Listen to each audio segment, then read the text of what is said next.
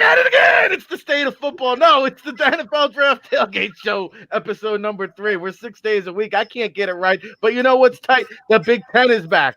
The NFL Draft Bible's back. We've got prospects. We've got matchups. We've got predictions. And we're all here to break it down for you now, for the people. RIC in a place to be, fresh off the beach in New Jersey. You know I'm representing with the Rutgers today, baby. Oh, we're going to go all around the college football. We've got Big Ten, SEC, all everything you want out of life with Ryan Roberts, Rise and Draft on Twitter.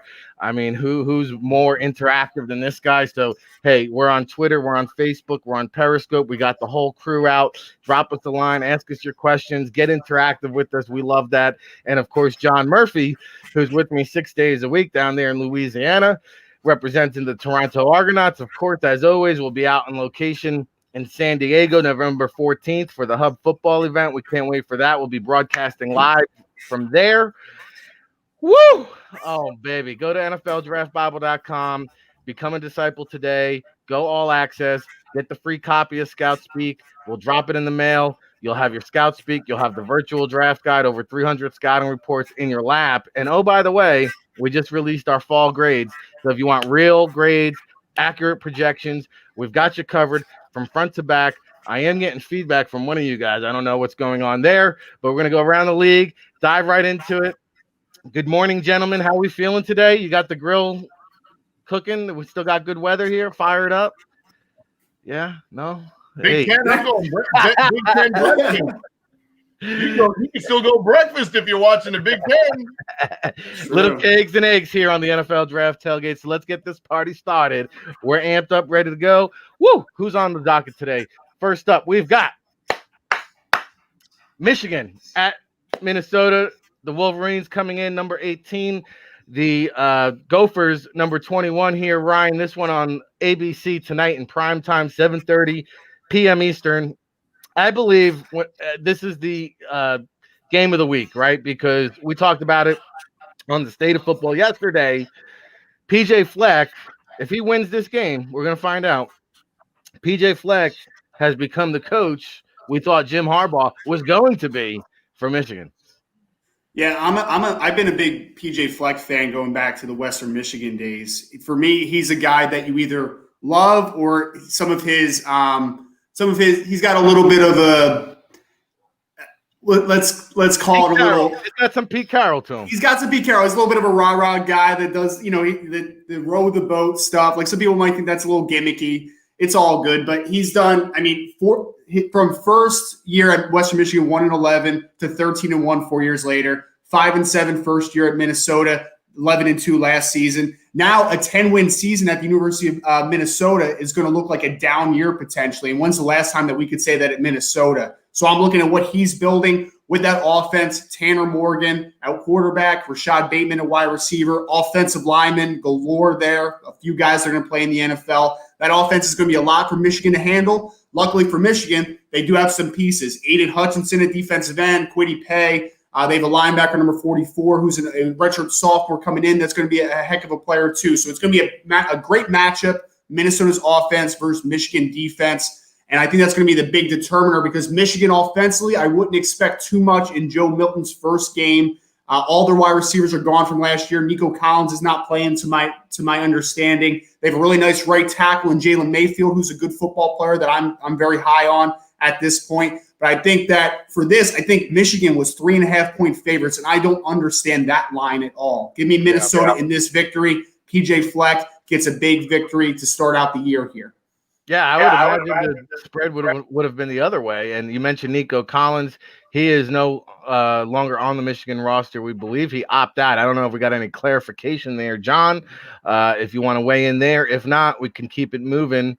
Any thoughts on Michigan, Minnesota? Yeah, I think the Nico thing has everything to do with possibly what he may have accepted or not accepted or signed or not signed, in that period of time. And I think, Michigan kind of put on a full court press to try to get answers, whether it was from the NCAA or Nico. But Nico or no Nico, I think this is a tough matchup, for them. And like I said, when you see what Minnesota was able to do last year, with the starting quarterback and the offense they had, and then running that wildcat at times, having the factor that they have all their guys and they've bought in, right? They are 100% bought in, to the PJ Fleck way of things, and everybody's rowing the boat, and a couple other guys are, people are jumping on board there. To me, they have a real opportunity here.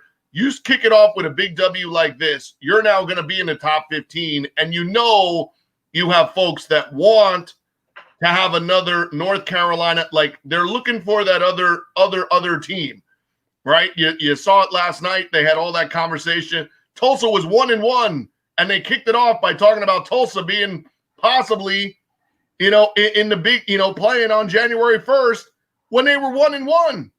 So everybody's looking for that North Carolina BYU feel-good story. He's one of them, and we'll get to another conversation because it could be an interesting day for everybody in the Big Ten not named Nebraska. Well, you lead me right into my next one. And shout out to PJ Fleck. Imagine how Western Michigan feels. He not only leaves them in the gutter, he says, I'm taking my slogan to roll the boat, baby. Minnesota all day. Yay. All right, let's go over to those Ohio State Buckeyes who are facing Nebraska. This one you won't have to wait long for. It's noon Eastern on Fox, but it'll be over by halftime. I can guarantee you that one. Nebraska here, Adrian Martinez wins the starting job back. Once a promising prospect, he had flashed early on in his career, a little bit of a dual threat capability. One thing's for sure, he'll be anchored by Brandon James and Matt Farniok. Those are two offensive tackles there, senior prospects on the NFL radar. James coming in as a kind of swing tackle viewed at the next level. Farniok, 24 consecutive starts here. He'll have his handful against that Ohio State defensive line rotation, so we'll keep an eye on that one. The big story here, obviously, Justin Fields, right? He's going to launch his Heisman campaign today. I want to see more consistency. I want to see better accuracy. I want to see thought out decision making instead of getting happy feet, leaving the pocket a little bit early, running when he could be a little bit more patient, make those reads, make those progressions. Don't always look to take off running. I want to see that maturation. I want to see that development. And I think, he's going to put up some gaudy numbers here. His Heisman campaign is going to get up to a good start. And at the end of the day, listen, can he overtake Trevor Lawrence? Yes, he can. But you've got to be lights out. You've got to run the table. I want to see you win games. I want to see you play clutch. Trevor Lawrence don't lose. What's he got? One loss in the last 7 years? All right. Justin Fields, you got to run the table here because there is no inconsistencies with Trevor Lawrence. Okay. This guy throws for 350 and it's a bad game. So Justin Fields, you need to step your game up, be lights out, show me that you took the next step, and then maybe I could feel a little bit better about using a top 10 pick where you're currently projected, because I don't feel so good right now. I just don't. I don't feel so good taking you in the top 10. Trey Sermon, of course, the transfer comes over in the backfield there. We'll keep an eye on that one. And then Sean Wade, we're putting a spotlight on you as well because, Chase Young, he built you up now to the point where it's really got to be first round or bust for you, sir. He said you're a top 5 pick. You're better than Okudah is basically what he told me. And so I want to see that. I want to see that starting today. So Ohio State has got the blue chippers, Nebraska with some, maybe day 3 prospects we're keeping an eye on here. Ryan, do you care to weigh in on Justin Fields or any of these guys? I'm just excited to get Ohio State back for the prospects that you talked about a little bit. Justin Fields, Chris Olave on offense. They got the right guard Wyatt Davis, who's a potential first rounder. Josh Myers at center is a potential top 2 rounder if he declares. Defensively, they are reloading a lot on the defensive side of the football. They have the linebackers in there, Baron Browning, Pete Werner, who are excellent football players. You mentioned Sean Wade moving exclusively from that nickel to outside corner. That's the big thing. We want to see him outside on a full-time basis this year. I think, though, Rick, that this game is going to be a little closer than maybe you both guys think. I think that Ohio State's going to end up running away with it, but 26 points sounds like a lot to me. I'm not predicting an upset here, but maybe a 24-point victory for Ohio State when it's all said and done. I think then the one weakness that Ohio State has that I think might give Nebraska offensively some success, they lost both safeties, to the NFL, and Jordan Fuller. Sean Wade's moving outside, so he's not going to be inside for them as much. I think that the tight end Jack Stoll from Nebraska could be a guy that has some success over the middle of the field. Those linebackers, Baron Browning, we're talking about specifically, really talented downhill player, but he's had trouble transitioning from that trigger step back into coverage. So there could be some holes down the middle of the field for Ohio State. I think Nebraska might score a little bit on them early, but eventually Ohio State and the talent level they have will take this one for me. Yeah, Stoll is a guy worth watching there, limited somewhat athletically, but, on the NFL radar for sure. Maybe lacks the prototypical size, but definitely another guy that we're monitoring there. All right, let's keep it in the Big Ten, John.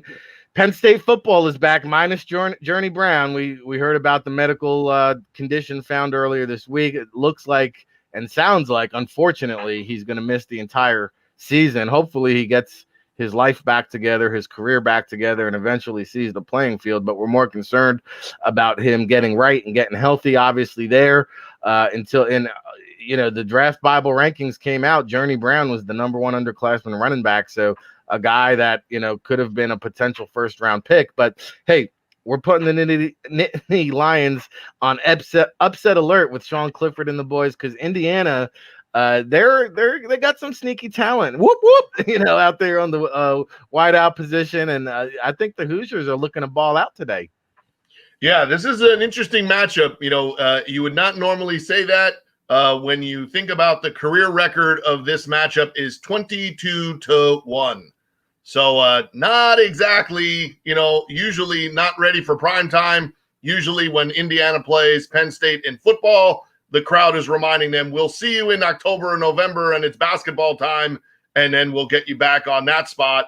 Interestingly enough, Penn State plays better now in basketball against Indiana than Indiana has ever played against Penn State in football, but that's a story for another time. Here's your opportunity when you look at what both teams are not going into the game with. So we mentioned Journey Brown, but the other journeys that have happened is KJ Hamler isn't there anymore. Ricky Slade isn't there anymore. Micah Parsons isn't playing. Yeah. And when you look at Indiana, last year, Phoenix didn't play, and Patrick Ramsey threw for about 371, down the stretch, for them in a game. And your starting quarterback, your leading passer from last year, is, oh, by the way, playing for Northwestern. So here you go. Is there a chance that finally, after all the injuries and all the publicity of how good Michael Phoenix could be, can the 6'3", 220-pound lefty, and you heard that right, he's now 218 to 220. So he has been doing the COVID-15 probably a little differently than us, because that's the weight he's at, and he's hoping to be able to withstand playing an entire season. He has a rifle of an arm. He has the ability to move around the pocket and make plays down the field. You mentioned whoop whoop, and whoop whoop might be hitting the end zone a few times, because one thing, amazingly, again, Indiana was one of the best teams, not only in the Big Ten, but in the country last year for plays of more than 20 yards down the field. And guess where Penn State finished in the Big 12 in big plays down the field? Dead last. They gave them up all the time. So there you go. In terms of, if you're looking for Indiana to make an upset, it might be by outscoring Penn State, which again would be quite an interesting scenario. I think this is a 4-quarter game, and Indiana's going to have to take the kind of that, the comfort that it's no longer just going to be 22-1 and they're all just, ass kickings. They've been close the last 2 years, close with no cigar. I think it's a lot of the same, 31-28, 28-24. They're right in the wheelhouse. But it's a lot on now Sean Clifford, and we've seen when it's been on his shoulders, no pun intended, not always what you're looking for. who's that guy? Noah Kane could be a guy we hear a lot about, today, Baton Rouge finest. I know David Turner will love the fact that I had to throw that out there, but he could be a guy that gets a bunch of the carries, today. Penn State still can bring some pressure, so I think that can create, some opportunities for turnovers. But the big play stuff down the field and the factor that Indiana is very confident in this opponent in terms of the opponents, Wisconsin, Ohio State, Michigan, Penn State, they've played Penn State the best in the past 3 years and have been very close to toppling them and getting over the hump. Big opportunity again today, but I think Penn State, in a close matchup, 4-quarter game. And like I said, you want a guy to look out for. Noah Kane, on that side of the ball, taking over for Jonathan Brown. Brown, he could be a guy that himself starts his journey to the NFL today.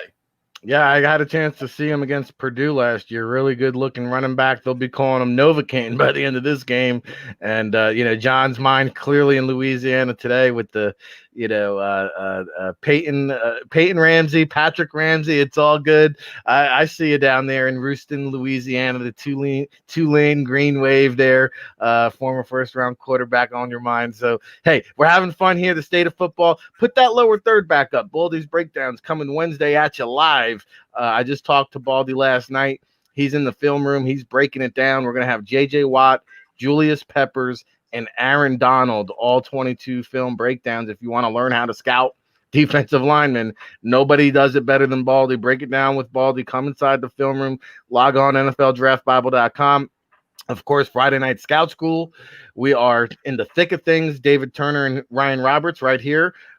Just last night had the interior offensive line seminar, so you can log on and sign up for that. We've also got the virtual NFL Draft Bible. First time ever.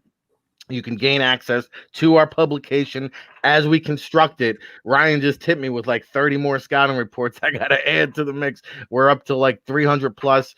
So get down on that. Take advantage of the promo code. We've got a listener audience. If you're just listening, tune in and watch. We're running viewer only promos, 50% off. Oh my God. Our listening audience, Familia 50, save 50% on the entire website. Oh my God, take advantage of that one. Samantha behind the scenes doing a great job there. Oh boy, oh boy, oh boy. What else we got going on the NFLDraftBible.com? I'll tell you one thing. We don't stop. We can't stop. We're breaking it down. We did back Big Ten. SEC! Who forgot about me? All right. Alabama at the Tennessee. Number 2, the Tide are rolling, trying to catch up with Clemson for that number 1 spot.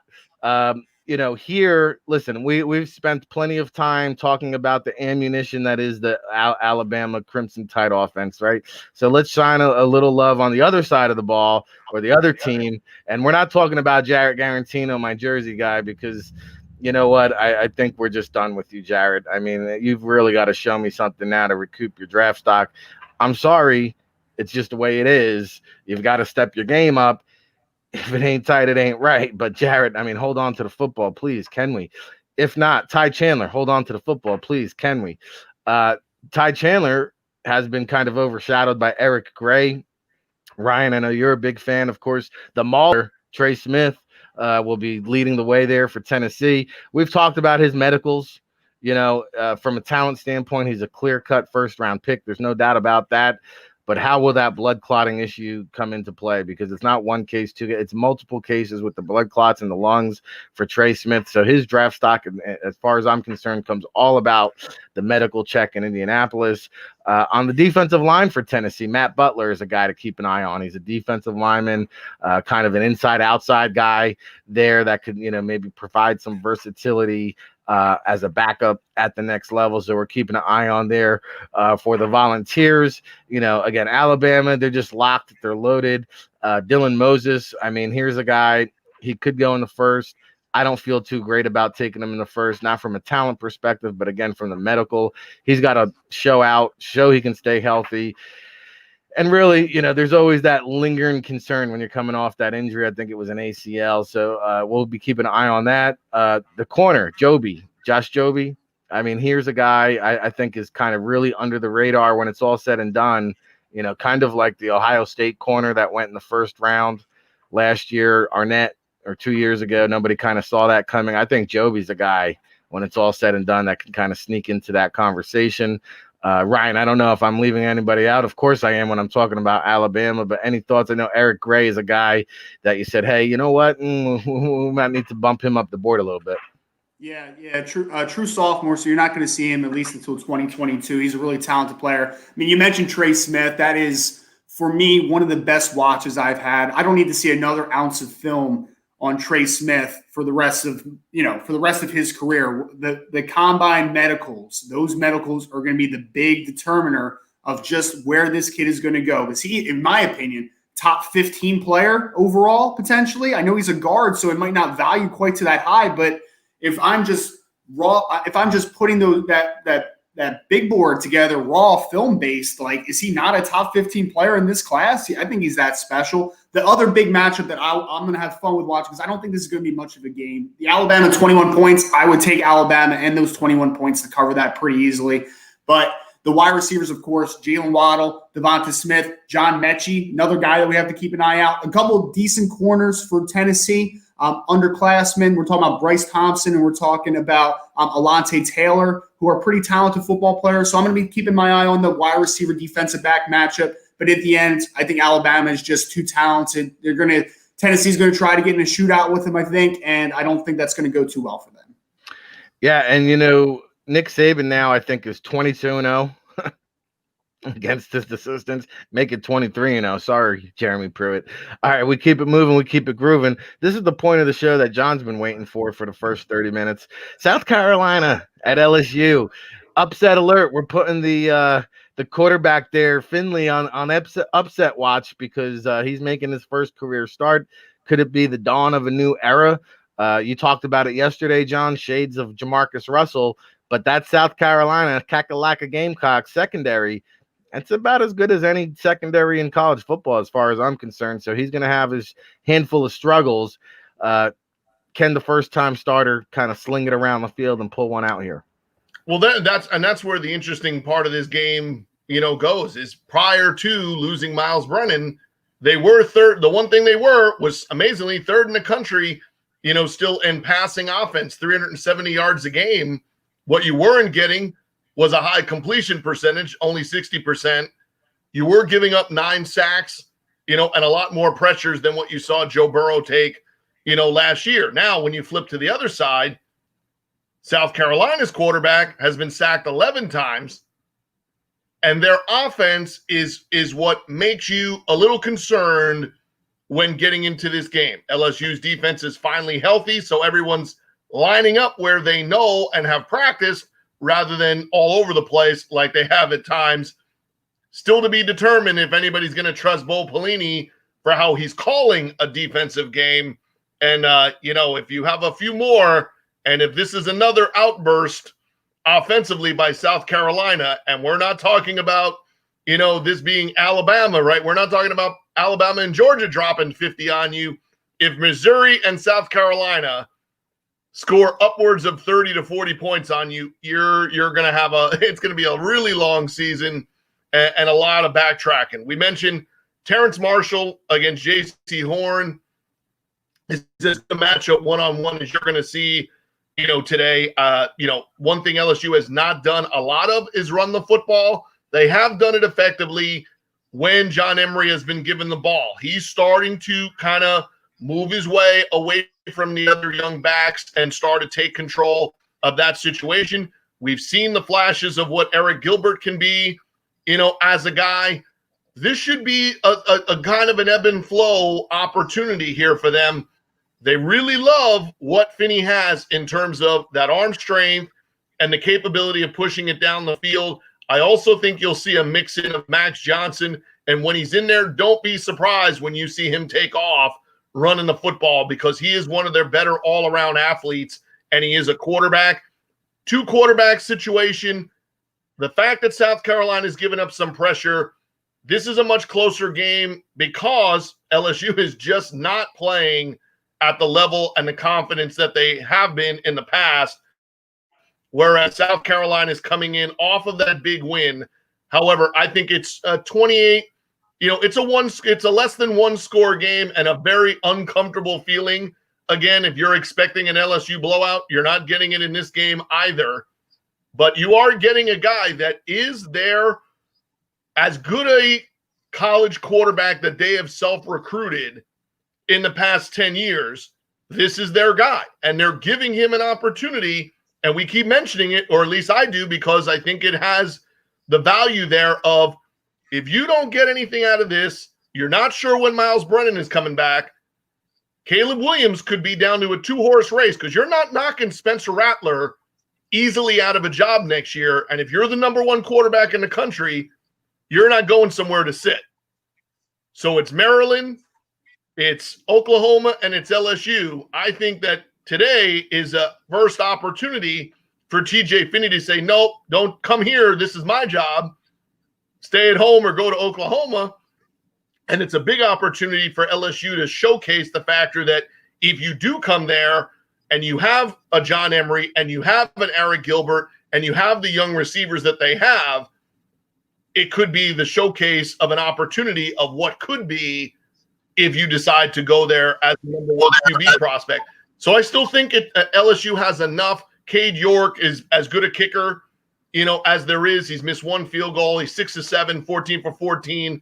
I got them winning a 27, a closer matchup. I don't think either team's going to just light it up completely there because that's what neither of these offenses. They have some quick strike ability. Shi Smith could have a really good game, for South Carolina. The question really is, South Carolina has given up 11 sacks already. That would be the one area that I would pinpoint to say, if you wanted to see a little of LSU, what you've seen in the past, that's still the one thing that they can do with Allie Gray, with Jabril Cox, now with a healthy secondary. They could bring a heavy blitz tone to this, and that could be something South Carolina struggles to deal with.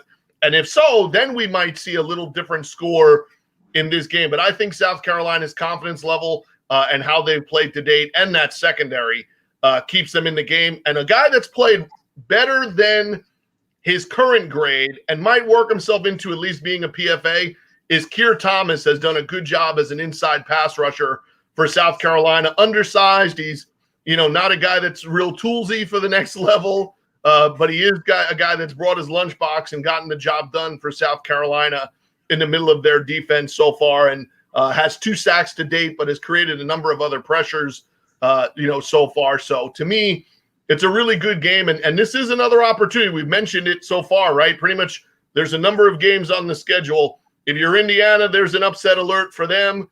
Minnesota could have a big coming out party. And if you're Muschamp, this is why they hired you. You go back-to-back beating Auburn, and LSU. It's taken a lot of the pressure off their shoulders, and it would be putting it all on Ed Ogeron and Bo Pelini, because if South Carolina wins today, I'd have a feeling it's because they scored some points. Yeah, I actually think they have a really good chance to win this game. I'm on board with South Carolina today. I think if they go up early and put Finley against the ropes and make him feel that pressure early on where he's got to play from behind, I think South Carolina is going to be celebrating, dancing on the 50 of that field there in LSU. And I found out the problem. I finally discovered why Bo Pelini can't get right down there. There's no good Italian restaurants, he tells me, down there in Louisiana. It's all about the pregame meal, baby. Hey, Bo, we need to get him a good Italian meal down there, Johnny boy. We got to find him a restaurant. Yeah, well, there'll be a place he can go if he shows up today and is a no-show on the defense, and that's going to be forget about it. Like, get the hell out. See you later. He better worry about not getting he better worry not about an Italian restaurant, but not ending up with a fish in a wrapped up fish blanket. They got food for the pep down there in Louisiana. Yeah, you may get an alligator head in the bed after today. 7 o'clock tonight on ESPN. Also on ESPN, to kick it off at noon, is NC State at North Carolina as we switch gears over to the ACC. Hey, Samantha, make sure you check out Facebook and Twitter for the comments, because I noticed yesterday the comments weren't streaming into our chat room. So shout out to all our chat room people. If you're tuned in on Twitter, Facebook, Periscope, Drop us a line at NFL Draft Bible, at Rise and Draft, at DraftJM13. We love to hear from you. We love to take questions. Oh, baby. Woo! We're getting started here now. Where are we going? We're going to the ACC. Come join me, number 23, North Carolina State at UNC. When's the last time these two teams were ranked when they played? It's not a basketball matchup, but a gridiron matchup, Ryan Roberts. Well, I feel like we jinxed North Carolina last week. We gave Florida State zero chance in that game. So sorry to Mac Brown, his Tar Heels, for jinxing you guys last weekend. I'm glad that North Carolina State, after their opening loss, because I thought it was going to be a rough year offensively for them. Devin Leary, New Jersey great. Don Bosco, it's actually Timber Creek. My apologies. Timber Creek great in New Jersey. Actually, the all-time leading passer in New Jersey high school history, unfortunately went out last week with an injury. So they're kind of back to the drawing board offensively against North Carolina here. And it's going to be something where I think that North Carolina State is going to be able to slow down the run game from North Carolina a little bit with Michael Carter and Javonte Williams to a degree, because they have Aleem McNeil at nose guard. They have a linebacker named Peyton Wilson, who's a guy that is going to be on NFL radars a little bit. I think he's only a redshirt sophomore, so still got a year or two on Peyton Wilson. I just think that North Carolina, coming off an embarrassing loss to Florida State, NC State now rolling out a new quarterback after they were hitting a little bit of groove offensively. I think North Carolina wins big today. I think that this is kind of a revenge game. They have a bad taste in their mouth after last week against the Seminoles. So I'm picking North Carolina. Sam Howell, 2022 quarterback. It's going to be a contention to go very high. De'Ami Brown, Daz Newsome at wide receiver. Those running backs already talked about a little bit. I think North Carolina wins a big one, a blowout victory over North Carolina State today. Blowout is the prediction for Ryan Roberts.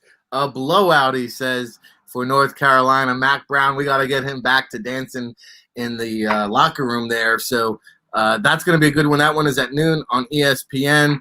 Since we're talking ACC, we didn't bother to throw Clemson on the rundown here because they're playing Syracuse. They're favored by, I think, about 40-something points. They're probably going to cover it at halftime. But we did have a good question from Geber22 on Twitter. Other than Deshaun Watson, can anyone name a Clemson quarterback that has worked out in the NFL? Well, I will tell you this. The immediate guy that comes to mind is Charlie Whitehurst. I don't know if he exactly worked out, but Clipboard Jesus made it. Clipboard Jesus, yep. I mean, Taj Boyd worked out for the NFL, I think. Yeah, so yeah, somewhat. He don't work out. Had to work out, right? But Trevor Lawrence is the real deal. He's going to work out.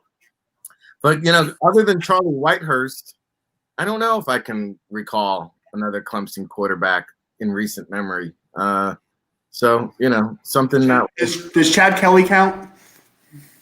Not really. I know he doesn't. All right, we're having fun keeping it in the ACC right there with you, Ron. Woodrow Dantzler? Did we get a Woodrow Dantzler sighting? Yeah, that's a good one. You want to hear the tough. You want to hear the just quickly the tough scenario there is Steve Fuller is the best NFL quarterback ever to play from Clemson in the NFL. So when you get a nondescript kind of borderline third quarterback who was probably more of a two and saw a little bit of action, not really, only reason he actually played is because Todd Blackledge is a great announcer-ish, not so much NFL quarterback. So Steve Fuller, you don't have much to do in the NFL to start breaking some all-time Clemson quarterback records in the NFL if you're Trevor Lawrence, because the bar is set at barely above the ground.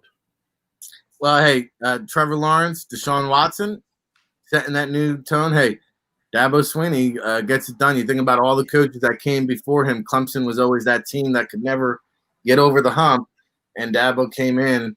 Not only did he get over the hump, and he's got the locomotive rolling, number one in the nation. Of course, again, taking on Syracuse, Dino Babers.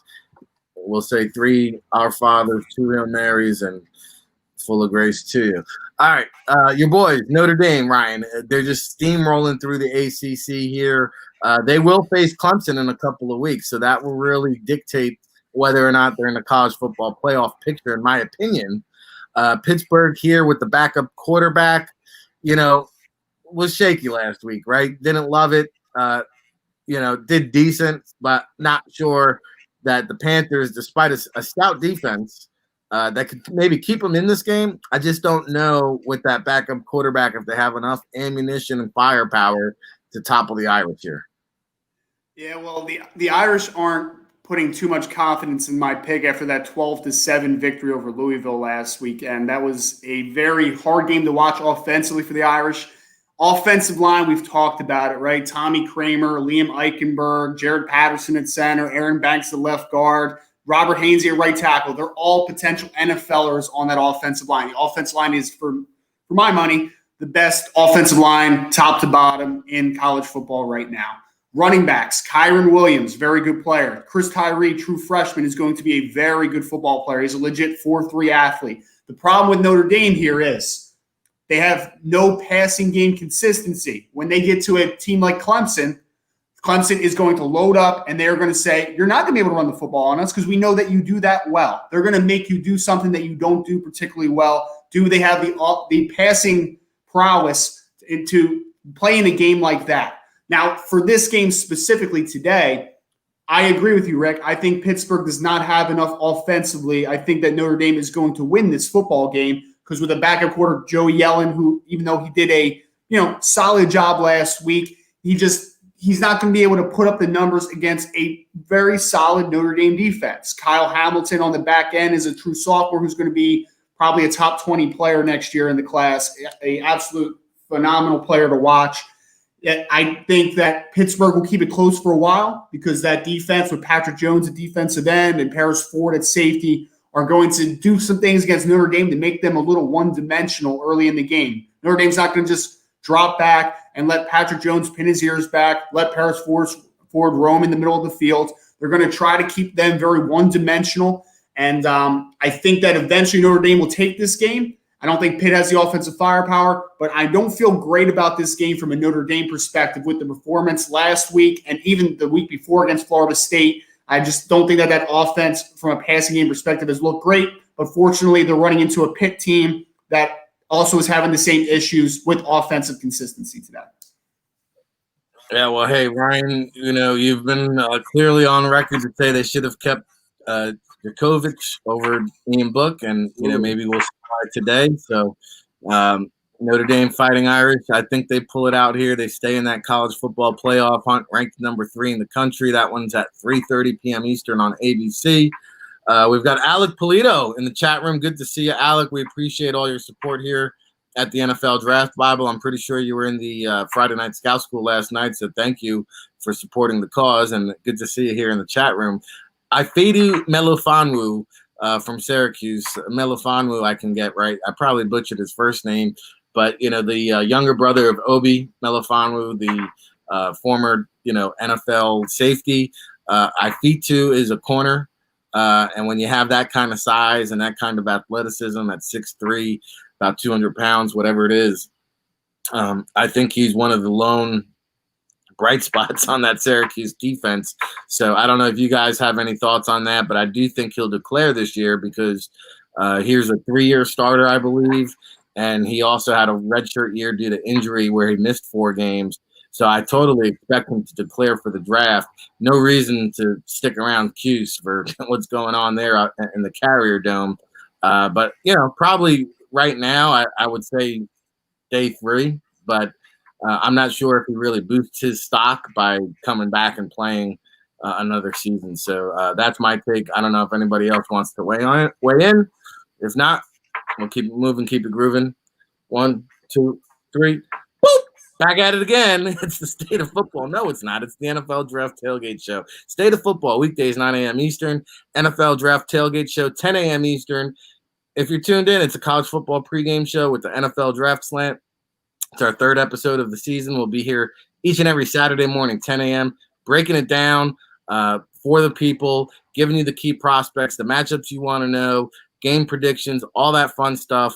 Of course, Rick Serritella, Ryan Roberts, John Murphy, NFLDraftBible.com. If you're not a disciple of the NFL Draft Bible, what are you waiting for? We're giving you a 50% discount, which is good for the entire website. You want to get down with all these breakdowns? Hey, we've got the D-line seminar with J.J. Watt, Julius Peppers, and those guys there breaking it down with Aaron Donald on Wednesday. Friday Night Scout School every Friday. Hey, go all access, save 50%. Get our official hard copy publication, get the Scout Speak book by Neil Stratton, get our PDF, and then gain access to all of our premium online content that we're launching for the draft season. Are you crazy? 50% off? Familia, 50. I'm excited about it. We hope you get down on it and support the largest, most reliable, accurate, independent scouting service on the planet. Of course, we're also working with the NFLPA Collegiate Bowl. Make sure you check those guys out at NFLPA Bowl on Twitter. We just posted our Pac-12 big board. They'll be getting kickstarted next week. We'll be here on the Tailgate Show to break that down for you. But now we're going to go into a little Big 12. Number 17, Iowa State. At number 6, Oklahoma State. The Mullets, they're revved up. They're riding high. They've got college football playoff aspirations. They've got Chuba Hubbard. They've got Tylan Wallace. They've got your boy Tevin Jenkins, Ryan, who I think you have maybe first-round aspirations for. And you know what? Even looking at Iowa State, I see prospects that can go all over the board here. Brock Purdy and Breece Hall, obviously in that backfield there for the Cyclones, two guys playing extremely well at a very high level. Their draft stock is going like this. Hall won't be eligible until 2022. Purdy is stating his case, trying to solidify himself as, what I believe is a third-round kind of developmental guy. Chase Allen, the tight end, anytime you got size like that with a little pass-catching type of ability is going to draw some appeal from NFL teams. But again, John, here's a game where you take a look at the prospects. Hubbard, Wallace, Tevin Jenkins, Brock Purdy. I mean, these guys can go anywhere from day 2 all the way down to late day 3. Even Tylan Wallace, Tevin Jenkins, you can maybe state a case. They can even go round 1. Anybody there you care to shine the spotlight on? Yeah, I think the big thing here is that, can somebody finally make Oklahoma State, using their second quarterback, have to pressure them into making plays at the quarterback position? That has not been the case so far. And we mentioned it yesterday. Iowa State, you did lose to ULL, but you've played 4 games against 4 real teams. If you take out West Virginia, they have not played anybody at Oklahoma State yet that could even compete with them at any level. And you're coming off, playing against Kansas. So the two things that both of these teams have done, they're both holding opposing teams under 100 yards rushing. Something's got to give there. And then something's got to give to where can you see, a real matchup problem or a difference maker? And here it is. Brock Purdy, as a guy with the program on your shoulder and you're the veteran quarterback with a chance to make plays with your arms and your legs, that could be the difference maker here with Iowa State. And we mentioned it. Their coaching staff and their program has done a good job of buying into a new situation and a new scenario. And here could be, it's not a crowning achievement by any stretch, but it is if you're Iowa State football, that if you win this game, you are completely in the driver's seat. And Oklahoma State, Oklahoma, and Texas, they're not in the passenger seat. They're not in the back seat. They're in the trunk. And you're carrying them along for the ride. So if you can pull off this win, it is another statement-defining victory to beat Oklahoma State when they are in the top 10, damn near top 5, and you will be the last man standing. You're not undefeated, but you will be the last man standing in the Big 12 with a chance to be playing in a premier, college bowl game at the end of the season. So if you're Iowa State, yes, you're on the road. Oklahoma State is undefeated. They have Chuba Hubbard. They have the national ranking. If you're Iowa State, you pretty much have them right where you want them, because that's exactly what you've done in the past couple of years in these situations, and I think that Iowa State gets it done again because we have not seen Oklahoma State have to count on their quarterback to make any plays in order to get any of these victories. So when you have two rushing attacks and two rushing defenses that have done a really good job of that, to me, the difference is Iowa State's defense and offensive line have played against some real dudes thus far. Oklahoma State has played two tomato cans and West Virginia. Who's ready for prime time today? I think that mullet might be getting wagged down. Yeah, John Murphy's got the Cyclones leaving the Cowboys dead in the middle of the desert. Just make sure you leave the gun, take the cannolis. Hey, Oklahoma at TCU, 12 o'clock Eastern on ABC. John, keeping it right there in the Big 12. Obviously, two teams really not playing up to their capabilities. We talked to Johnny Hoover last week. Still the odds-on favorite to come out of the Big 12 here. How do you see this one? Well, I mean, the one thing they are doing is, I mean, they still have 500-plus yards a game, right? I mean, Spencer Rattler still has 13 touchdowns. They've kind of gone with a two-back, the two younger running backs. Austin Strongers has played well. He's made some plays for them. TCU, it just comes down to what offense shows up. Defensively, you know, they've played all right, it's thus far, but it's really been how does their offense show up? You know, they've scored 33 and 34. Then they scored 14 against Kansas State and really couldn't get, you know, anything going.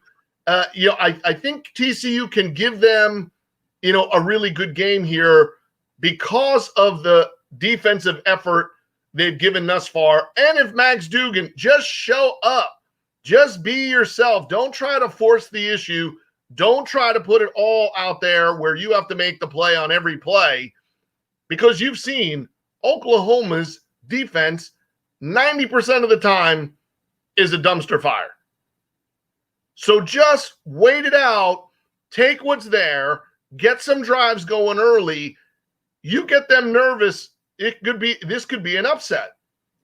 If you don't, you're going to get run out the building because it'll be a track meet and you don't have the runners to match up, with them. So if you can make this an ugly game and Gary Patterson them and get a defense or special team score and just do some ball control in terms of limit the opportunities for Oklahoma's offense to be on the field, because then they seem to get a little tight and Spencer Rattler is making freshman mistakes in the sense of he's pushing to make a play when you could just take what's there.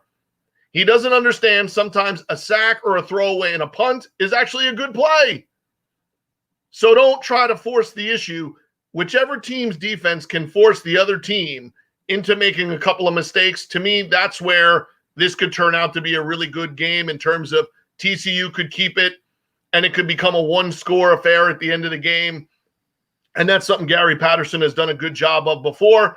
If not, this could be where Oklahoma gets a little good vibe, a little good feel for themselves, and could come out with a 2 or 2.5 score victory if TCU doesn't play their cards right. Because like I said, the one thing TCU has been sporadic with is their offense. You can't be sporadic offensively against Oklahoma, because if you do, they'll get you 40-21, before you know it. It's just, what we have to see here is, does anybody want to make a defensive stop? And does TCU want to show some consistency, with their offense? Because that's really been their puzzle piece here. Is they've juggled a bunch of quarterbacks. They really thought it was, Max Duggan has been there, the guy they've kind of been leaning toward, to be the guy for their program the last 2 years. But it's been, sort of very sporadic, with things for them. So it could be a very interesting day once again for Oklahoma football, as Iowa State going into Oklahoma State and Oklahoma paying TCU.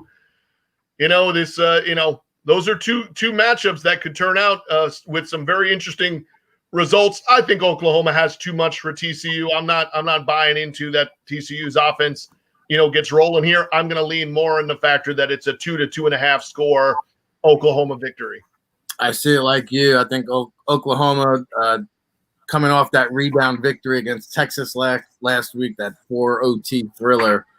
carries the momentum in this one. All right, wrapping up the Big 12, Kansas at Kansas State. It's the Sunflower Showdown there in Kansas State.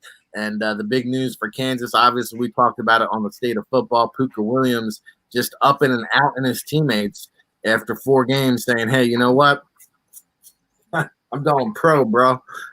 Andrew Parchment is a guy there for the Jayhawks, I think, on the NFL radar. We'll be keeping an eye on him. And then, Kansas State has the tight end duo of Briley Moore and Nick Lenners. Briley Moore, I think, another one of these Northern Iowa transfers. So Northern Iowa putting out a whole bunch of talent there. Listen, at the end of the day, this game's going to be ugly, even though it's a rivalry game. Kansas is just down. They're depleted. They're downtrodden. Kansas State, Jayhawks, Wildcats, should take this one easily. That one's on Fox Sports 1 at noon Eastern. And we go over to the AAC, the Athletic American Conference there, American Athletic Conference, the sixth conference. They want to be the P6. They like to entertain us here. This one's 9 p.m. Eastern, so you want a little late night action there on ESPN2. After Minnesota takes care of business with the Wolverines, you can flip over, catch the second half of this one, John. We talked about it yesterday. Number 9 at Cincinnati, at number 16 SMU. And if there's anybody this year outside of the P5 that is going to make a college football playoff run, it's those Bearcats. Yeah, so really here's the opportunity for them to set themselves apart and potentially, depending on how some of these other games earlier in the day shake out, they may be able to slide up to 6, 7, 8, in the rankings next week. To me, here's the interesting dilemma. Cincinnati has a dual threat quarterback, can run the football, and has a really good aggressive defense. SMU does some of the craziest stuff you will ever see if you're watching, and you could get the actual game tape and watch how they substitute. They substitute like hockey. They are substituting 3 DBs coming in and out depending on down and distance, 4 D linemen out, 4 D linemen in. They are rotating guys like you have not seen. And they're not getting called for penalties, and they're not getting any, 12 men on the field penalties. It was amazing to watch them last week against Tulane, running these guys on and off the field on down and distance, getting the nose tackle off, getting an extra guy, pass rusher on. They do a hell of a job doing it. They don't make any stops, but they make enough to eventually get themselves out of harm's way. I watched Buechele. He's a good college quarterback. That's, kind of where the rubber meets the road. They were playing in some interesting conditions last week. It was colder than expected. It was a lot windier than expected, and you saw him have some struggles, with the ball outside the lines, going vertical. He can have some good touch on his ball, but the arm strength is probably suspect. He is a tough kid. He has some really, really good intangibles. If you're looking for that third string, if you want to root for a guy, he's a guy that gives you every reason to like him as a quarterback in terms of what he's bringing to the game. They run some interesting inside handoffs, and they're trying to run some, reverse and pitches, and he's out in front as the starting quarterback, as a senior, trying to make blocks down the field. At the end of the game, when they're trying to run, they hand off to the fullback who's in there because Bentley's out, and he's there pushing behind the O-lineman and the fullback trying to get him in the end zone. So he does some things that make you gravitate to understand why SMU is so far, in front with him as their guy, and they've turned that program into being what they are. Again, I mentioned it'd be interesting to see. Not sure if, Bentley's injury could have been dehydrated, could have been worn out at the end of that game. He didn't play end of the fourth in overtime, and they're a different looking offense. They're already down Reggie Roberson. But I mentioned Daniel Gray was as impressive a guy as anybody on that field last week because he has some go-go speed, to him. You mentioned Grayson. He's 6'2"-ish, 245. He got open down the seam a couple of times, made some good plays as a receiver. And then, like I said, they play they play good enough team defense on occasion. They have just enough pass rush to make a pass rush every once in a while. They have just enough playmaker to make a play or two. They're not stopping anybody. This should be in the 45, 30, this should be a high scoring, game and opportunity. I like the balance that Cincinnati has. And after watching them last week, if Tulane wasn't playing with a freshman quarterback, SMU's taken an L last week. So to me, Cincinnati having all three phases and the dual threat quarterback, I think this gives Cincinnati a chance. It shouldn't be an upset because you're ranked 9th and SMU's 15th, but you are on the road and you are playing in Texas. Unfortunately, another bad day for Texas football as we got Oklahoma winning.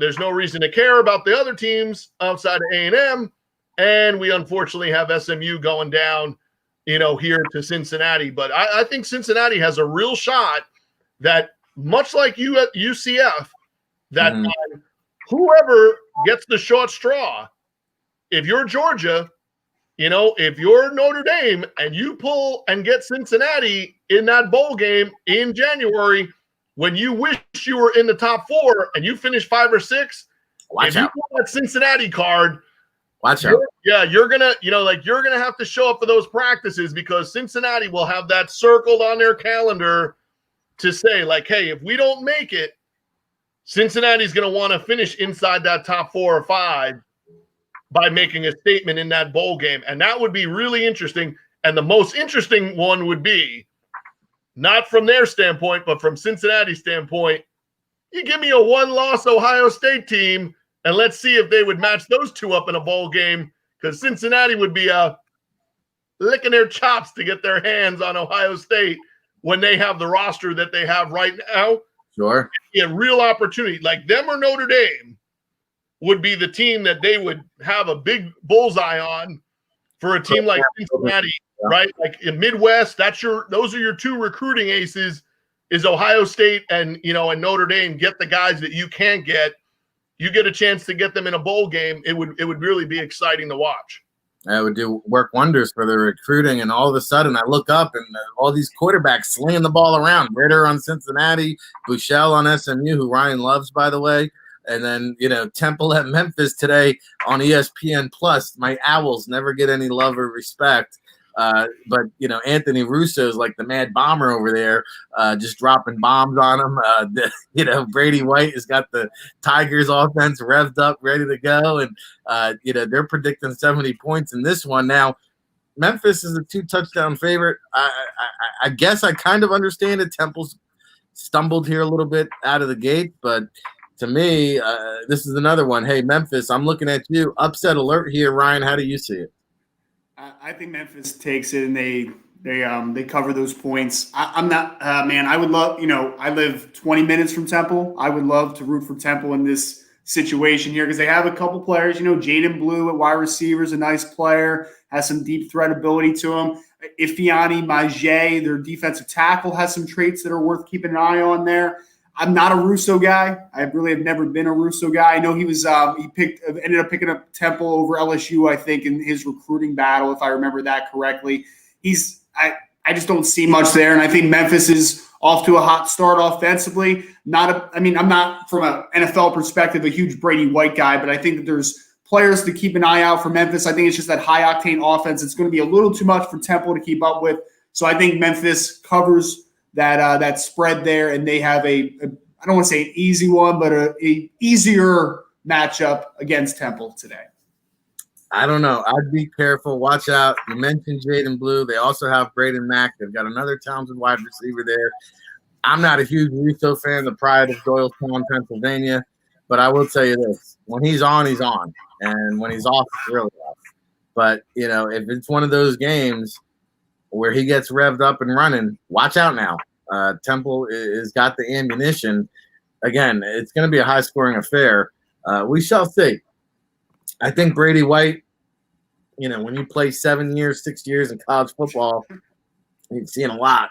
So that experience is going to come into play. But I don't know. I think the Owls stick around here and woo, woo, woo, woo. They give Memphis, those Tigers, you don't want to be looking up at the Owls when you're down on the land if you're the Memphis Tigers. So we'll see there. Again, noon Eastern. A lot of games on noon Eastern. There's one game on at 10:15 Eastern, PM, that is. If you're looking for a little late night, candlelight football action, again, Texas is involved, but they're on the road. Going to BYU, John, where this quarterback, again, we've talked about him each and every week. I picked David Turner's brain about him. I picked Ryan Roberts' brain about him. Now I'm going to pick your brain about him because BYU, again, I think 4 touchdown favorites or something like that. They've been dismantling every defense they come across. The kid is complete, and I think 78, close to 80% of his passes. Take us inside the evaluation of this quarterback here for BYU. Yeah, I mean, here's the guy. We've mentioned a 2-horse race. We mentioned it could become a 3-horse race. We might get a 4-horse race. And it's really boiling down to, and it's a kind of a backhanded compliment. He just is playing the style that is now going to be prevalent. This is what teams are looking for. You're going to get a guy that's going to be considered a more accurate passer than Trey Lance, potentially a similar athlete to Justin Fields. And if you keep doing it against, well, not Texas State, but if you keep playing like this and get yourself into a matchup with a above average defense in a bowl game, it's gonna get really interesting because this kid is going to put himself in position to be thought of, and he's going to go from being that 12 to 20 guy to being a guy that somebody in that mix can clearly see Wilson as being an equal or better quarterback than anybody not named Justin Lawrence. And it's going to be because if you're putting him in that particular scheme, if you're talking about people watching what John Brady's doing in the NFL, and they just mimic putting him and matching him with either the coordinator they have or a guy that they seek out from college and add him to the mix, you have a perfect recipe here, for a guy that clearly is going to be a very good athlete when they test him, has the component of the high completion percentage, and then he has a little something to him, right? He has that little, he's at BYU. Maybe they don't want him to be flashy. Maybe he shouldn't be flashy as long as he's at BYU. But he has a little bit of that something where I can turn plays from something, nothing to something. I can give you a little bit of that Josh Allen, kind of make magic happen with the pocket breaking down and things going south. He's put himself in a really good spot when considering going into this season. I thought of him as more of a second tier. It's a good operation in a really good offense, and we'll see what happens from there. He's taken the ball and run with it, in the sense of you're going to complete like that. You're going to put up those numbers, and you have the run pass option, and it seems like you have the ability to make plays on schedule, regardless of what that schedule is, in the pocket, outside the pocket, down the field, and the accuracy. He might be the guy. Trey Lance has been, the kind of the hot name to be that third guy putting himself in the mix. This might be the guy, even though all these games are being played at the wrong time for East Coast fans. You might need to start turning it on if you want to watch a guy and not be surprised when you start hearing in the offseason, that his draft grade is probably going to be much higher than expected. Oh, it's the right time for me. I'll be switching back between Hawaii and Fresno State and this game here with BYU taking on Texas State. Zach Wilson, hey, enters his name into the ring. Of course, here, the NFL Draft Tailgate Show. We're here each and every Saturday, 10 a.m. Eastern, breaking it down for the people, going around the league, giving you the real college football stuff that you need to know if you're into the NFL draft industry. NFLDraftBible.com has got you covered from front to back, north to south, east to west. the virtual edition right now. Download it, go all access, use your promo code 50% off. Familia 50. You can save on Baldy's breakdowns, the Friday Night Scout School, the NFL Draft Bible publication. And you thought we were wrapping it up, right? Because the hour of power is over. You thought we were winding down, right? And there's one team we didn't talk about yet. That's right, baby. Hey, we broadcast live from the Jersey Shore here on the NFL Draft Tailgate Show. And I'll tell you what, Vegas is on it. I'm telling you right now, the line has moved from 14.5 down to 10. 80% of the money is now on Rutgers. And Greg Schiano, when he came in, and they sat down at the round table, the Scarlet Knight round table, and they said, Greg, what's your plan? What do you got cooking? What's your vision? We all knew he could recruit, right? We all knew he had his finger on the pulse when it comes to high school recruiting. What really blew people away is he came in, and you guys know how many players are in that transfer portal. He came in with his top 100 recruits on the transfer portal. He said, these are the top 100 guys in the portal. I'm going after them. Never mind this 3-4 year rebuilding program.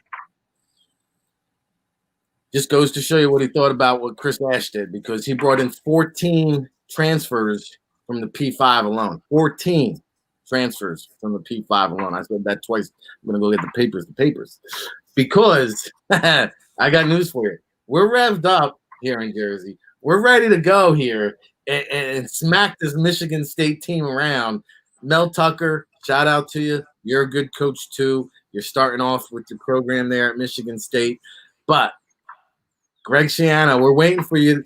This is the official welcoming party. Now, next week when you come back to Piscataway, we'll have the official homecoming party. But today, Rutgers, well, Ryan, this is your game. I don't want to steal all your thunder. But Rutgers is going in to East Lansing. And I'll tell you what, it's going to be a pretty fun, happy trip on the way home. Go ahead, Ryan. Well, it's been dark times in Rutgers football since Coach Schiano left, so it's a welcome return here. I texted one of my buddies last night, and I said, Rutgers over Michigan State tomorrow. And he said, bet some money on it. And I put some money on this. And they were like, wait, is this a serious bet? You're really taking Rutgers over Michigan State? And I am. It's the perfect storm right now. We're talking prospects for a second, a couple guys that are worth watching on. Rutgers actually has a linebacker named Tyshawn Fogg, who I'm a big fan of. I think he's a day 3 kid, but I think he's a developmental linebacker that has some good athletic traits to work with. And the other guy is Isaiah Pacheco, the running back for Rutgers. So if you would have told me I'd be talking about a Rutgers-Michigan State game a couple years ago and say, who are the 2 guys you're most excited about watching, and I had named 2 Rutgers players over anybody on Michigan State, I would have said you're lying. Michigan State lost Brian Lewerke, 3-year starter. They lost some offensive weapons. Cody White outside. Defensively, they lose Kenny Willekes. They lose Joe Bacci. They lose their coach. They're bringing in Mel Tucker, first-year head coach, with their first-time starting quarterback, with Greg Schiano returning. It's the perfect storm. Rutgers upsets Michigan State today. Write it down. Write it in pen. Write it in ink. Whatever you have to do.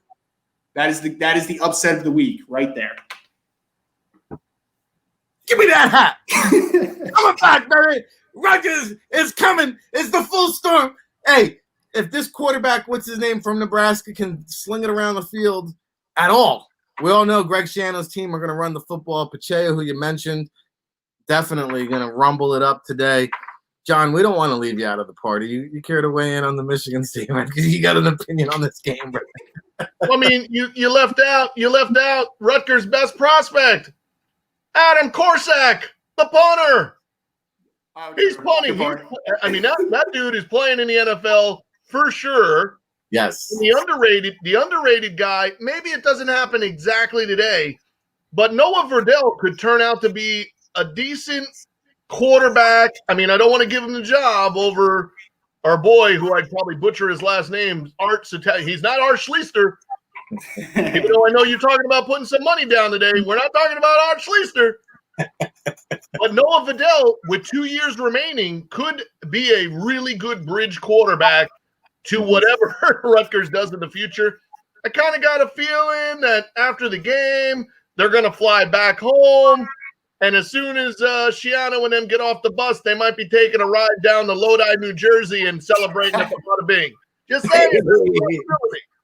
And Joey Bocce's going to be making the sandwiches in the deli. All I know is when in the future, whoever you are out there, and Rutgers calls you and says, how would you like to play a Thursday or Friday night game in New Jersey? Just say no thanks. No thanks. Because somebody's going to get it, and it might just be you. It could be the University of Miami. It could be one of those other teams that they've played in the past, a Virginia Tech. Just say no. Don't do it. Don't come to Jersey on a Thursday or Friday night on an ESPN Classic and get Schiano'd. Don't do it. I'm not sure. Hey, the trade deadline's on November 3rd. We got some voting to do on November 3rd, but I tell you what, there's one person on the ticket for sure, and he's definitely running independent. And sooner or later, he's going to be running the show again. Rutgers will not be the doormat of that conference for much longer. He's as good as advertised, and I think it's great, right? Like we saw the renaissance when Syracuse won their game and what it meant to them, and what it meant. We've seen Stony Brook become an actual football, place to play. Like, it's unbelievable that Long Island has that. We've seen what Wagner has done, and we mentioned that a number of times. Wagner amazingly plays good football in spite of who the assistant vice president of operations for whatever that conference is they play in, the Northeast something, So in spite of Ralph Ventry getting in the way of things, Wagner still is able to play really good football. Central Connecticut State plays really good football as well. Don't want to leave out, Post plays some good football occasionally out there, every once in a while. But I think it would be huge for Rutgers to get back on the map and play the level of football that they were playing under Schiano at that time. You could keep those hometown recruits at home. We don't have to keep hearing about New York and Jersey guys playing all over the rest of the country. And the one thing it would do, it would probably really upset Barry Alvarez if a running back or two would just stay at home and not end up in Wisconsin. So, yeah, I think this is a real opportunity because of what you said. It's a perfect storm scenario to go in there and get a win before they get acclimated to what Mel Tucker's going to do. Because I also got a good feeling for what he'll bring there, and unfortunately a bad feeling temporarily for what it'll do to Colorado, because he had them on the right track, and he's a game changer, in terms of what he brings to the table. But yeah, there'll be some partying, and it doesn't take much to have people partying in Jersey on a Saturday night. So it'll be good. At least something to root for, in Jersey, because you ain't getting much to root for out of the Jets and Giants. So I think you get the team in Jersey, baby. Best team in Jersey. We got the buffalo chicken and the lemon potatoes in the oven. We're ready. Oh, my God, 45 minutes away. Thank you so much for tuning in to the NFL Draft Tailgate Show. As you can tell, we've already started. We're pre-gaming it up. We're here each and every Saturday, 10 a.m. Eastern. Make sure you check us out. John Murphy, Ryan Roberts, Rick Serritella here. We usually join by David Turner. We'll work in some other scouts into the rotation. We'll be broadcasting live in a few weeks from San Diego out at the Hub Football Camp. Keep a lookout for that. Of course, the State of Football weekdays, 9 a.m. Eastern. It's a full throttle kind of occasion. The NFLDraftBible.com undergoing some beautiful changes. If you log on now and sign up all access, I promise you're going to reap the rewards and benefits. We've got all kinds of great premium content coming. We've got the virtual draft guide available now. You can log online and sign up for Friday Night Scout School. You can get on board with all these breakdowns, or you could just tune in every day at NFL Draft Bible. We stream live on Twitter, Periscope, Facebook, YouTube. We appreciate it. We love it. Quick parting shots here as we go around the table. Ryan Roberts, Saturday afternoon. We're 40 minutes away. What's on your mind, my friend, other than Rutgers football? Yeah, I just hoping for another good weekend of football as we're going into a busy week next week, as you said, with Baldy's breakdowns, Friday night scout school. So a lot of fun things on the horizon. Make sure to check out www.nfldraftbible.com for everything we're doing while you're enjoying hopefully a great slate of football today and tomorrow, Monday. It seems like we have football every day now. So just excited to watch the games and enjoy some football, eat some good food, and enjoy the family as well. Yeah, we went from no football to football every day, and we'll have to start doing a Pac-12 recap, I guess, here on the Saturday mornings, because Pac-12 now has a Friday night TV contract, which is exciting. Of course, the MACtion is playing on Tuesdays and Wednesdays. We always got Thursday night football. We had 4 games last night on Friday. It's every day. So if you love football like we do, hey, we're here every day talking about it. And tomorrow, Sunday, we'll have our picks. I want to remind everybody I'm 3 games up now on John Murphy for the NFL Pick'em. So if you want some winners, log on tomorrow. I'll provide that for you. Don't worry about that. John, parting shot for the people. Yeah, usually when we talk about one and done, that's got something to do with college basketball. We got a one and done tonight. UT Chattanooga walking into Western Kentucky saying, we're going to play one game. That's it. We got one game. One game, and we're waiting for the spring. Well, Nick Tiano isn't around anymore. Right. But amazingly, after 2 years of some interesting, probably academic transcripts and getting his stuff in order, former all-conference freshman Cole Copeland will be suiting up again, trying to win the quarterback job for UT Chattanooga again as a junior. So 2017 he plays, he's all-conference, runs into some academic issues. Tiano comes in, steals the show for 2 years. He's now gone to the NFL, or at least attempting to play in the NFL. And here comes Cole Copeland back. So, better late than never to get your academics in order. So that's a good sign for him. Tez Wilson, who you might remember, Rhode Island, played really well as a kind of a hybrid linebacker, pass rusher, transferred to UT Chattanooga. So, well, I guess it's good if you transfer. At least you get one game on the docket until the spring.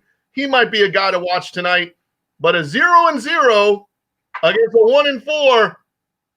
I know one thing: the Mocs will be able to celebrate being 1-0 until the spring, and Western Kentucky is going to have to live with the factor that UT Chattanooga came in on one and done night and got the job done and walked out 1-0, undefeated for the season, and says, "Peace out. I'm going to the spring."